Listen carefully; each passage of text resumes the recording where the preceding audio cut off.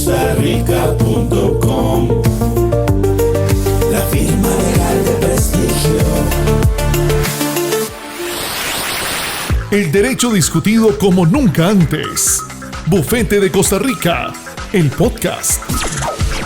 El tema de hoy es derechos de los costarricenses y extranjeros en Costa Rica. Comenzamos con un nuevo podcast. Aquí vamos de nuevo.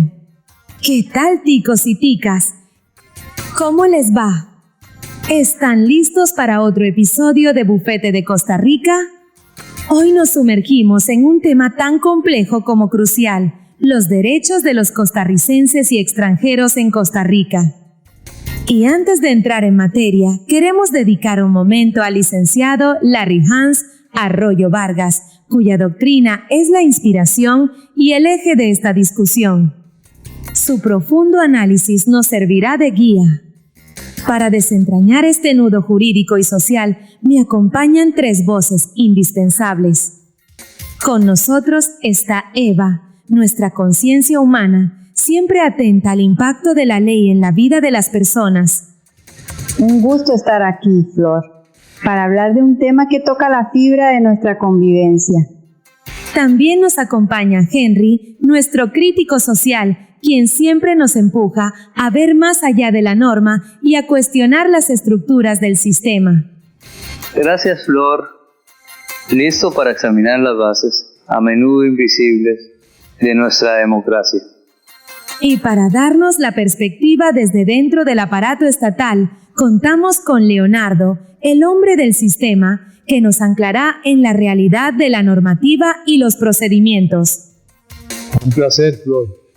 Es fundamental que la discusión se base en el marco jurídico vigente y en la arquitectura institucional que nos rige. Gracias a los tres por estar aquí. Para empezar a entender la encrucijada actual, es vital mirar hacia atrás. Así que nuestro primer tema es la evolución histórica de los derechos políticos en Costa Rica. Si me permites, Flor, creo que es crucial empezar por reconocer que nuestra aclamada democracia no nació universal. Fue un proceso de exclusiones. En el siglo XIX, votar era un privilegio de élites. Se necesitaba propiedad, educación, un estatus. Era una democracia para unos pocos. La Constitución de 1871 es un mito, sí, porque elimina la barrera económica y establece el sufragio universal masculino. Pero notemos el apellido masculino. La mitad de la población seguía sin existir políticamente.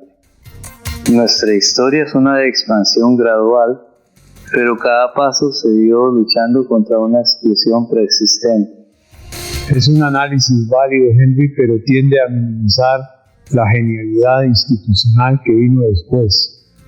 El punto de inflexión real, el momento fundacional de nuestra democracia moderna, es la Constitución del año 49.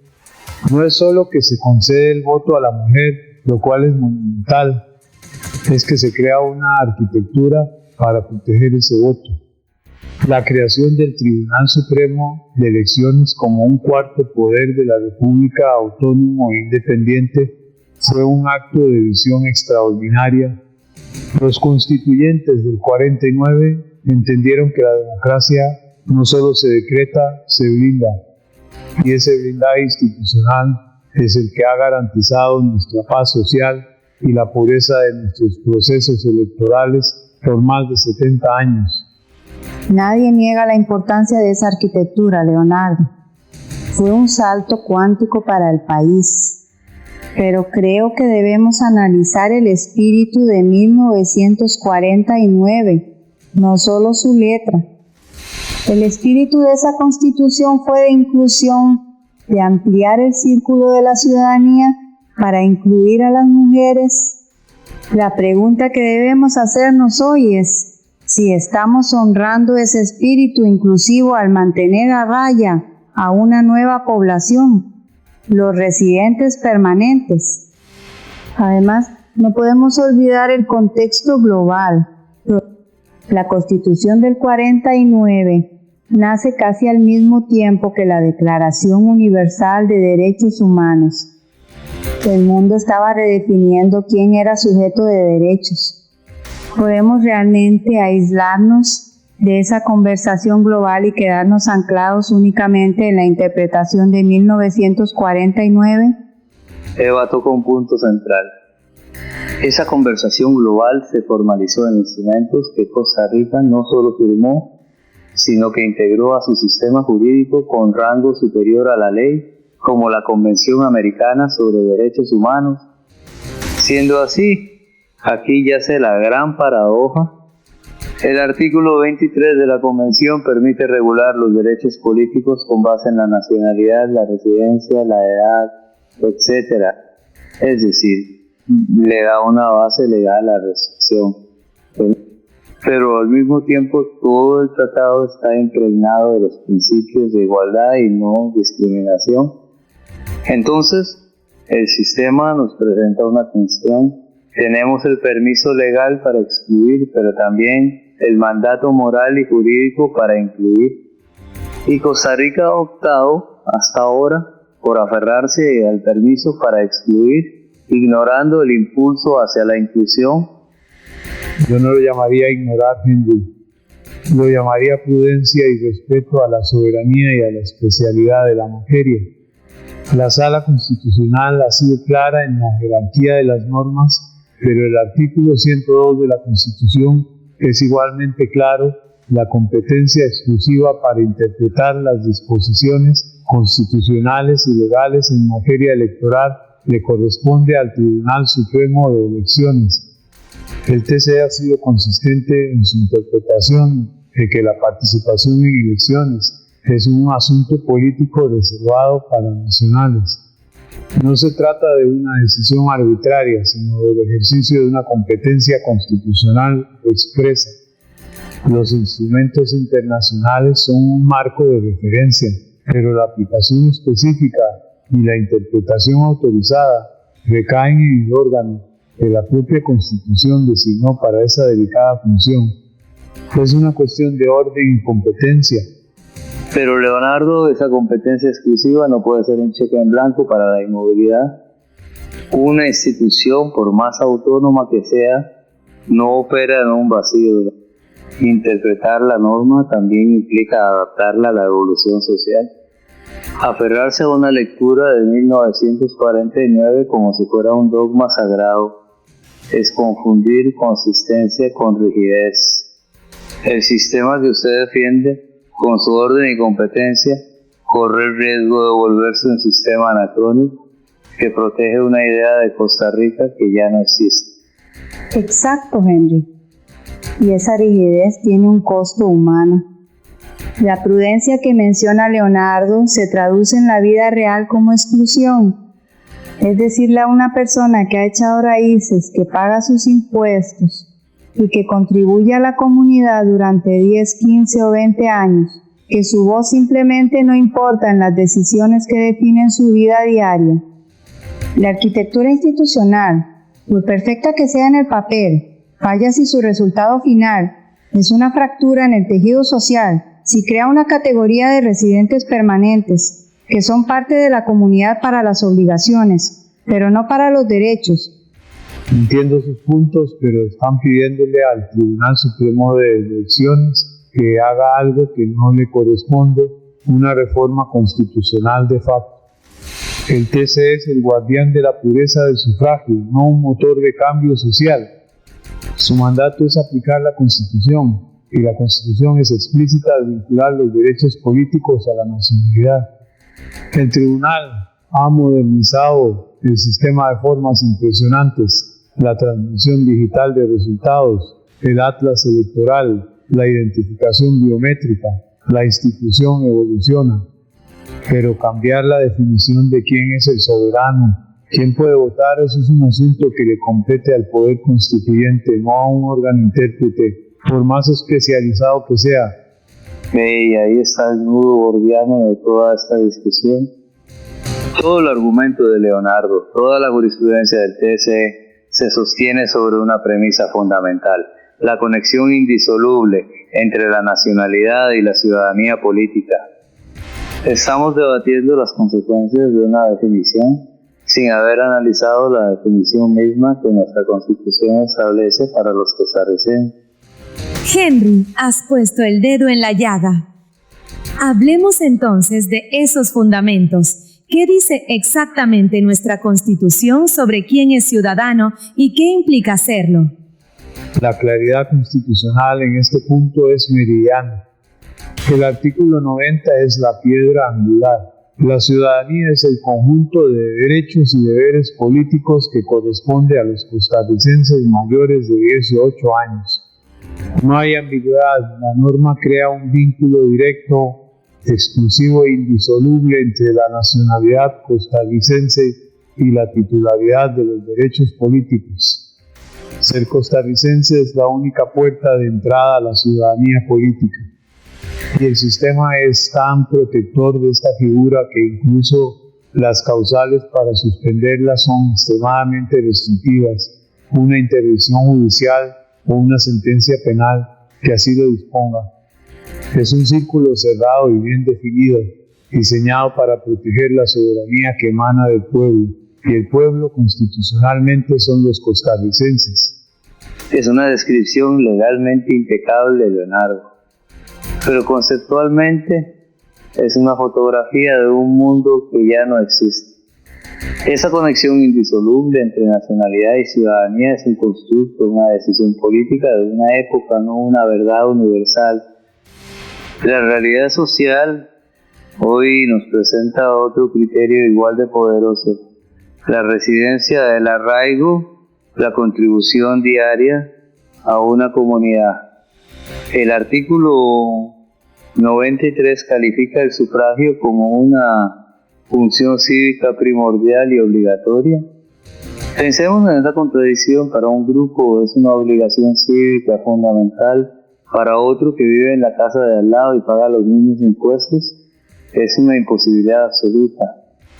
Esa contradicción que menciona Henry es la que genera la injusticia en el día a día. Y no hablamos solo de votar.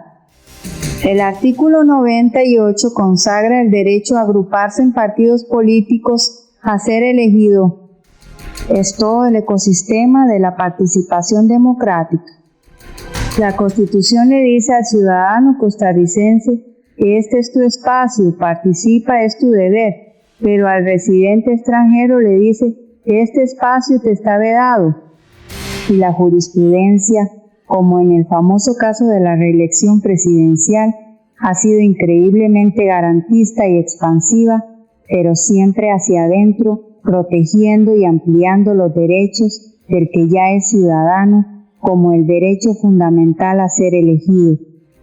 Precisamente, Eva, el voto 2771-2003 de la Sala Constitucional es el ejemplo perfecto de la robustez de nuestro sistema, protegiendo los derechos políticos de los ciudadanos.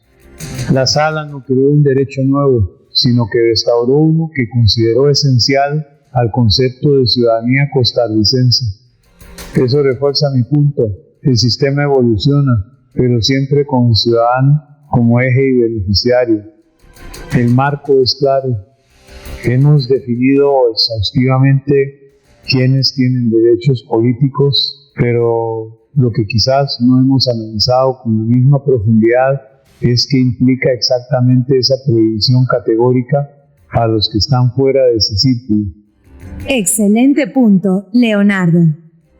Y ese círculo nos lleva directamente al polémico artículo 19 de la Constitución, que es donde se traza la línea divisoria. ¿Cómo debemos entender esa norma?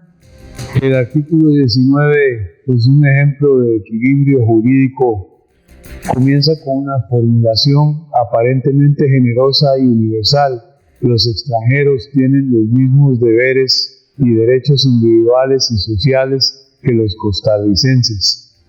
Es un reconocimiento de la dignidad humana fundamental, pero inmediatamente introduce una salvaguarda esencial para el Estado de Derecho, la excepción categórica de que no pueden intervenir en los asuntos políticos del país.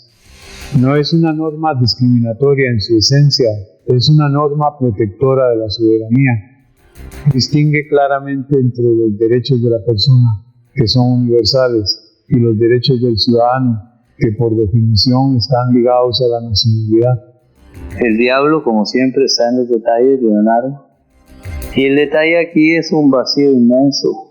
La Constitución nunca define qué diablo significa asuntos políticos del país. Esa ambigüedad es un campo fértil para la interpretación más restrictiva posible. Y es lo que ha pasado. Se ha metido en ese saco todo, incluyendo las elecciones municipales. Y ahí la lógica se rompe. La recolección de basura, el mantenimiento de un parque, el alumbrado público, son realmente asuntos políticos que amenazan la soberanía nacional. Pues estos son asuntos de gestión comunitaria que afectan a todos los que viven y pagan impuestos en ese cantón, sin importar el pasaporte que tengan. Y es un absurdo que se vive a diario, Henry. El extranjero residente paga impuestos municipales, financia esos servicios, está sujeto a las regulaciones locales, pero se le niega cualquier voz en la elección de quienes administran esos fondos y toman esas decisiones. Es la ruptura del principio fundamental que conecta la sujeción a la autoridad con la participación en su designación. Se le exige el cumplimiento de todos los deberes cívicos a nivel local, pero se le niega el derecho cívico más básico. Es una contradicción que socava la legitimidad de los gobiernos locales ante una parte significativa de su población. Entiendo la crítica desde la filosofía política, pero desde la práctica jurídica, la jurisprudencia ha sido consistente. Tanto la doctrina como la práctica administrativa y judicial han interpretado que la elección de autoridades municipales cae dentro de esa prohibición. Se considera que, al ser cargos de elección popular, forman parte de la estructura política del Estado y por ende es un asunto político reservado a los nacionales. No es una interpretación caprichosa, sino una que busca mantener una coherencia con el diseño constitucional general. Ahora que esa interpretación se ha vuelto controversial, es innegable. Y esa es la clave. No es solo la ambigüedad del texto original de 1949, sino cómo las instituciones y específicamente los tribunales han ido llenando ese vacío interpretativo a lo largo de las décadas. Henry, profundicemos en ese llenado de vacío. ¿Cómo han moldeado el Tribunal Supremo de Elecciones y la Sala Constitucional este concepto de materia político-electoral? El Tribunal Supremo de Elecciones, en ejercicio de su competencia exclusiva, ha desarrollado una jurisprudencia que, lógicamente, interpreta el concepto de forma amplia. Incluye los procesos electorales, la propaganda, la vida de los partidos.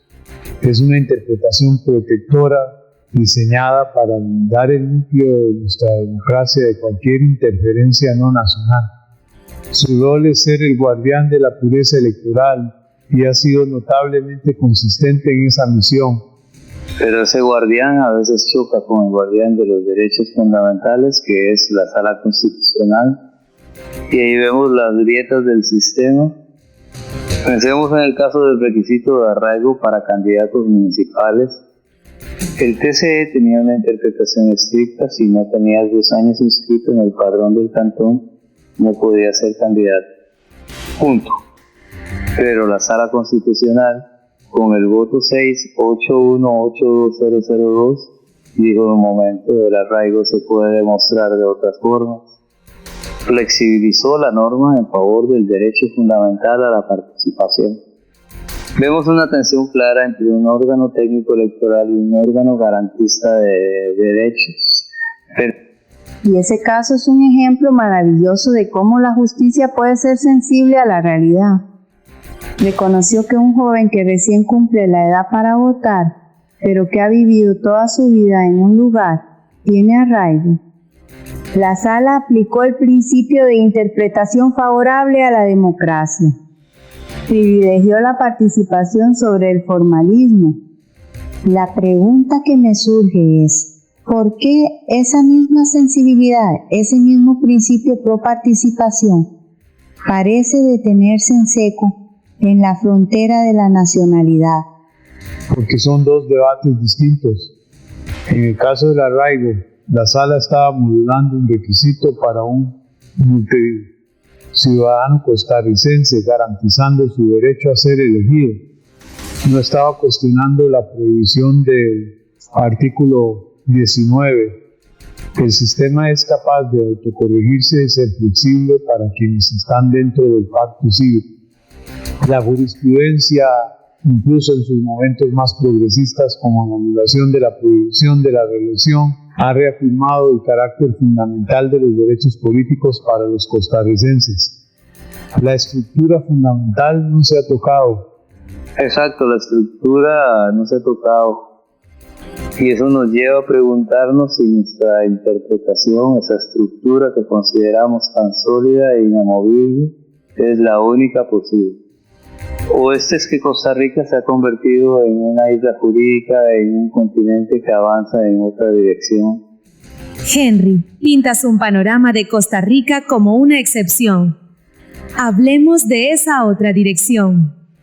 ¿Qué están haciendo nuestros vecinos en América Latina? Es que no es una excepción positiva, Flor. Somos la excepción restrictiva. Miremos a Argentina, los extranjeros residentes votan en elecciones municipales y en algunas provincias, hasta en las provinciales. Miremos a Chile, después de 5 años de residencia, pueden votar en todas las elecciones, incluyendo las nacionales. O Uruguay, que con 15 años de residencia les otorga derechos políticos amplios. Hay distintos modelos graduales de residencia, de reciprocidad, mientras nosotros seguimos anclados en una prohibición total de 1949. Con todo respeto, Henry, cada país es producto de su historia y su pacto social.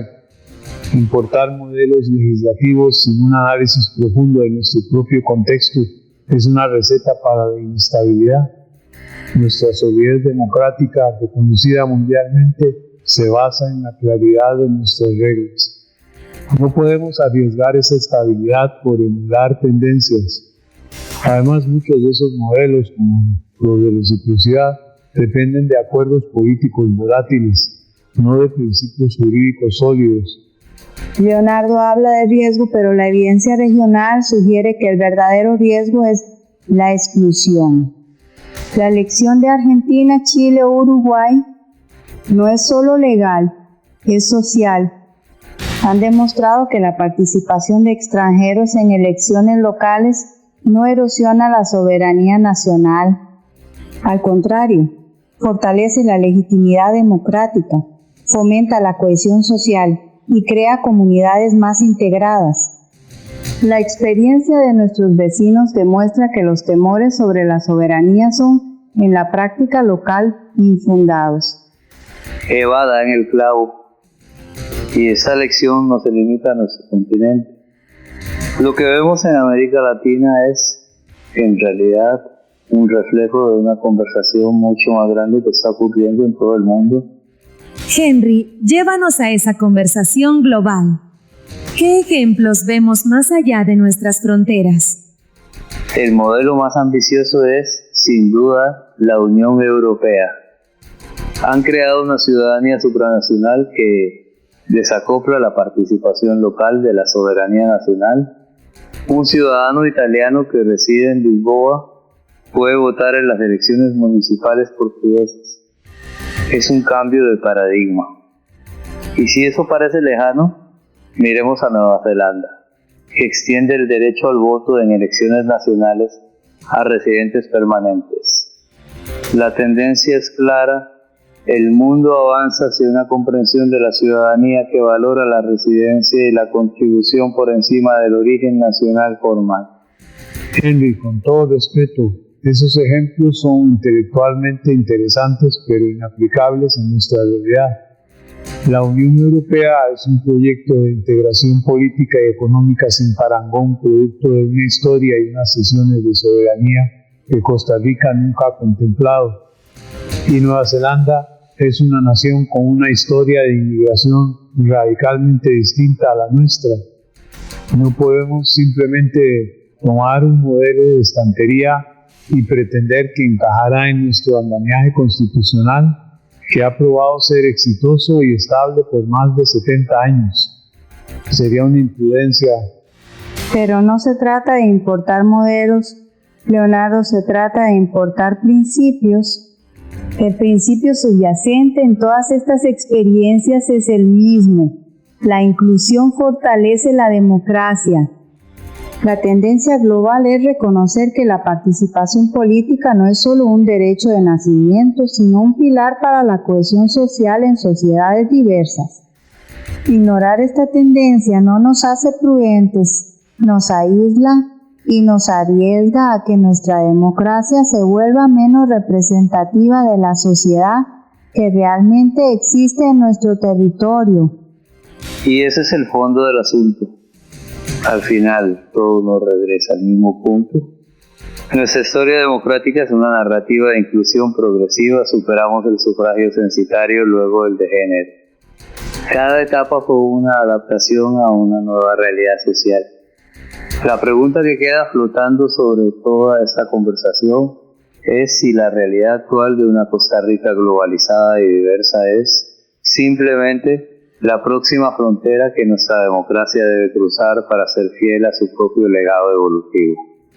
Y esa pregunta, Henry, encapsula perfectamente nuestro debate de hoy. Ha sido un recorrido intenso. Hemos viajado desde la evolución histórica de nuestros derechos políticos, reconociendo sus orígenes y su posterior blindaje institucional. Analizamos los derechos de los costarricenses y sus fundamentos constitucionales, esa conexión sólida entre nacionalidad y ciudadanía. Nos adentramos en el polémico artículo 19 y el análisis de las limitaciones constitucionales para los extranjeros.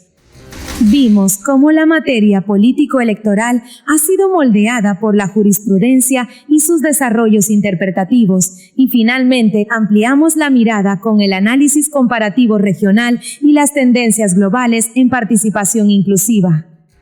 Eva, una última reflexión para nuestra audiencia. Solo recordar que las leyes no son estáticas, son el reflejo de la sociedad que aspiramos a ser. La pregunta no es si podemos cambiar, sino si tenemos el coraje de hacerlo para construir una comunidad más justa para todos los que la habitan, sin importar de dónde vengan. Gracias, Eva, Henry, Leonardo, por este debate tan profundo. Y a ustedes en casa, les pido que se queden con nosotros. No se vayan porque justo ahora escucharemos la opinión en vivo del licenciado Arroyo, que sin duda nos marca la cancha en el tema que tratamos hoy día. Y con ustedes, la opinión del licenciado Arroyo.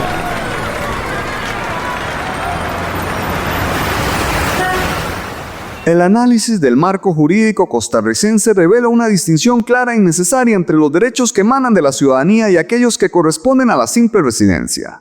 Aunque el artículo 19 de nuestra Constitución establece la equiparación de derechos y deberes para nacionales y extranjeros, esta igualdad no borra la línea divisoria en el ámbito político. La Constitución reserva expresamente el ejercicio de la soberanía a los ciudadanos. Esto significa que derechos como el voto, la participación en partidos políticos o la posibilidad de ser electo para cargos de alta investidura son inherentes a la condición de ciudadano costarricense. Esta diferenciación es una manifestación del derecho a la autodeterminación de un Estado, que protege su identidad y decisiones políticas fundamentales. Es crucial entender que esta limitación no menoscaba los derechos humanos de los extranjeros. Al contrario, el sistema garantiza su pleno acceso a la justicia, a la propiedad, al trabajo y a la protección social, permitiendo que contribuyan plenamente a la sociedad sin necesidad de ostentar la ciudadanía. El modelo costarricense, en este sentido, busca un equilibrio entre la protección de la soberanía nacional y el respeto a la dignidad humana.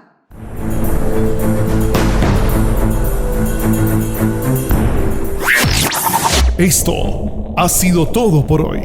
Hasta la próxima emisión de Bufete de Costa Rica. Bufete de Costa Rica, el podcast. Visítenos en www.bufetedecostarrica.com.